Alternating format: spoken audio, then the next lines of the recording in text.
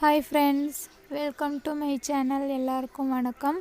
இன்றைக்கி நாம் எதை பற்றி பார்க்க போகிறோன்னா, நம்ம கர்ப்பமாக இருக்கும்போது நம்ம வயிற்றில் என்ன குழந்தை இருக்குது அப்படின்ட்டு நம்ம தெரிஞ்சுக்கணுன்ட்டு ஆசையாக இருக்கும். எல்லாருக்குமே அந்த எதிர்பார்ப்பு இருக்கும். அது ஆண் குழந்தையா பெண் குழந்தையா அப்படின்னு தெரிஞ்சுக்கணுமே, நம்ம எப்படி கண்டுபிடிக்கலாம் அப்படிங்கிற ஆசை இருக்கும். அது என்னன்னு நான் சொல்கிறேன். இப்போ வயிற்றில் ஆண் குழந்தை இருக்குது அப்படின்னா நம்மளுக்கு என்னென்ன சிம்டம்ஸ் இருக்குங்கிறத பார்க்கலாம். ஃபஸ்ட்டு அதிகமான உடல் சோர்வு இருக்கும். மசக்கை அதிகமாக இருக்கும். எனக்கு கொமட்டல் அதிகமாக இருந்துச்சு. என்னுடைய அனுபவத்தை தான் நான் சொல்கிறேன் ஃப்ரெண்ட்ஸ். சில பேர்த்துக்கு ஒவ்வொரு உடம்பு வாக்குப்படியும் இருக்கும். சில பேர்த்துக்கு வாமிட்டிங் அதிகமாக இருக்காது. எனக்கு அதிகமான கொமட்டல் வாமிட் அதிகமாக வந்துட்டே தான் இருக்கும். நான் கர்ப்பமான மாதத்துல இருந்து குழந்த பிறக்கிறதாட்டி எனக்கு வாமிட் இருந்துச்சு. எனக்கு பசங்க தான். அதுக்கு உண்டான அறிகுறியை தான் நான் இப்போ சொல்கிறேன்.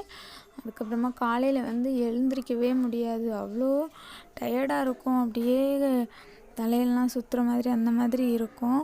படபடப்பாகவே தான் இருக்கும். ஹாஸ்பிட்டலுக்கெலாம் நான் போயிட்டு ரிட்டன் வீடு வர்றதுக்குள்ளே எப்பா அப்படி தான் படபடப்பாகவே தான் இருக்கும். ஹாஸ்பிட்டல்லாம் போய் செக்கப்புக்கு லைனில் உட்காந்துட்டே இருப்போம்.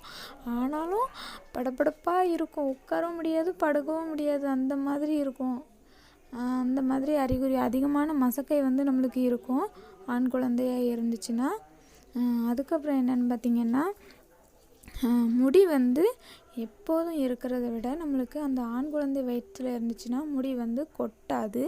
அதிகமான வளர்ச்சி. நீங்கள் எண்ணெய் தேய்ச்சி தலை சீவினாலும் சரி, இல்லை எண்ணெய் தேய்க்காமல் சும்மா போட்டிருந்தாலுமே, சும்மா தலையை சுற்றி வச்சுருந்தாலுமே முடியை நம்மளுக்கு ஆட்டோமேட்டிக்காக முடி வளர்ந்துக்கிட்டே இருக்கும். எனக்கெல்லாம் முடி அதிகமாக வளர்ந்துடுச்சு. எனக்கு கல்யாணத்துக்கு முன்னக்கூட்டி கூட எனக்கு அவ்வளோ முடி இல்லை. எனக்கு இந்த பசங்க பிறக்கிற டயத்தில் முடி எனக்கு அவ்வளோக்குள்ளே வளர்ச்சி இருந்தது.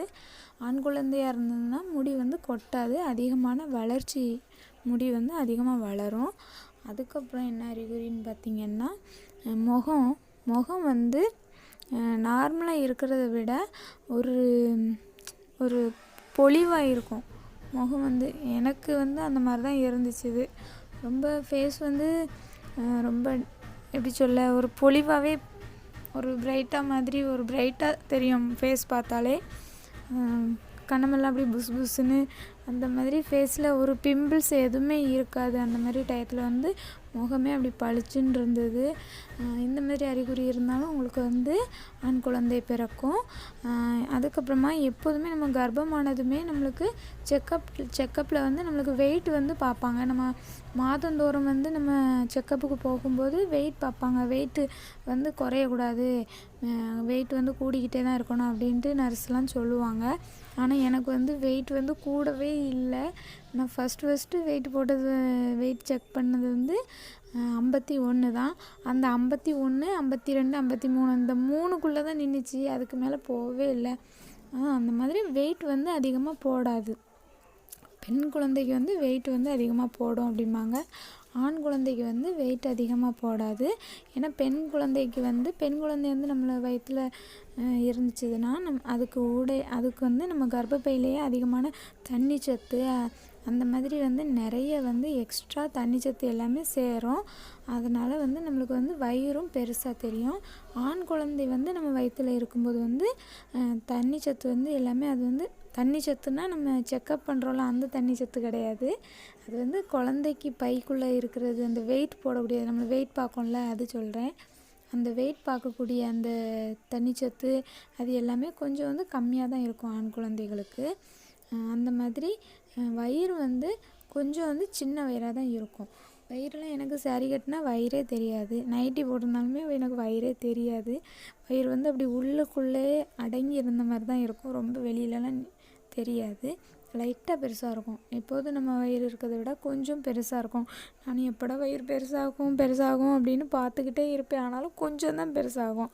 அதுக்குள்ளேயே அதை விட கொஞ்சம் லைட்டாக இன்னும் கொஞ்சம் பெருசாகும். அதுக்குள்ளே எனக்கு 9 மாதம் டெலிவரி டைம் வந்துடும். அவ்வளோதான், கொஞ்சம் லைட்டாக தான் பெருசாக இருக்கும். இந்த மாதிரி இருந்தாலும் உங்களுக்கு ஆண் குழந்தை தான் பிறக்கும். அதுக்கப்புறம் பார்த்திங்கன்னா, நம்ம நம்ம சாப்பிட்ற ஐட்டங்கள் வந்து நாக்குக்கு வந்து எந்த மாதிரி ஐட்டங்கள் டேஸ்ட்டு கொடுக்கும் அப்படின்னு பார்த்திங்கன்னா புளிப்பு தான் அதிகமாக வந்து சாப்பிட்ணும் போல் இருக்கும். எனக்கு வந்து மாங்காய் வந்து அதிகமாக சாப்பிட்ணுன்ட்டே தோணும். புளிப்பாக ஏதாவது சாப்பிட்ணும் போல் இருக்கும்.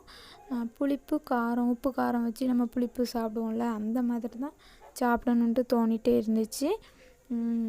அதுவும் வேறு மாங்காய் சீசன். அந்த டைம் வந்து மாங்காய் சீசன் வந்து மாங்காவாக தான் வாங்கிட்டு எங்கள் அம்மா மாங்காவாக தான் வாங்கி தருவாங்க. நான் தான் வெட்டி சாப்பிடுவேன். ஆனாலும் அது வந்து பல் வந்து கூசவே செய்யாது. நம்ம நார்மலாக தின்னோன்னா சாப்பிட முடியாது. அந்த மாதிரி டயத்தில் அந்த புளிப்பு வந்து நம்ம வாய்க்கு வந்து இன்னும் புளிப்பாகவே சாப்பிடணும் போல் இருக்கும். ஏன்னா அந்த மாதிரி டயத்தில் நம்ம நாக்குக்கு வந்து டேஸ்ட் வந்து அதிகமாக தெரியாது. அது வந்து வாமிட் வரும், கொமட்டல் வரும், அந்த மாதிரி வந்துக்கிட்டே இருக்கிறனால அந்த புளிப்பு தான் நம்மளுக்கு அந்த மாதிரி டேஸ்ட் கொடுக்கும். எனக்கு வந்து தக்காளி கூட்டு வந்து நல்லா புளிப்பாக தக்காளி கூட்டு வச்சு சாப்பிட்டுட்டே இருப்பேன். எனக்கு அதுதான் ரொம்ப பிடிக்கும். இந்த மாதிரி சிம்டம்ஸ்லாம் உங்களுக்கு இருந்துச்சுன்னா ஃப்ரெண்ட்ஸ், கண்டிப்பாக உங்களுக்கு ஆண் குழந்தை பிறக்கும் ஃப்ரெண்ட்ஸ். ஓகே ஃப்ரெண்ட்ஸ், இந்த பதிவு பிடிச்சிருந்துச்சுன்னா சப்ஸ்கிரைப் பண்ணுங்கள் ஃப்ரெண்ட்ஸ். பாய்.